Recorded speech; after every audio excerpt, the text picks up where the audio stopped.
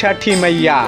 महापर्व छठ त्योहार आज है और पूरे देश में धूमधाम से छठ महापर्व त्योहार को सभी लोग, और मैं सीवान के छाता पंचायत के हथौड़ी टोला रामनगर से अपनी छठ घाट का तस्वीरें आप सबके बीच दिखाने का प्रयास कर रहे हैं कि कितना भव्य तरीके से बहुत ही खूबसूरत सजाया गया है और सभी लोग हंसी खुशी से छठ त्योहार मना रहे हैं।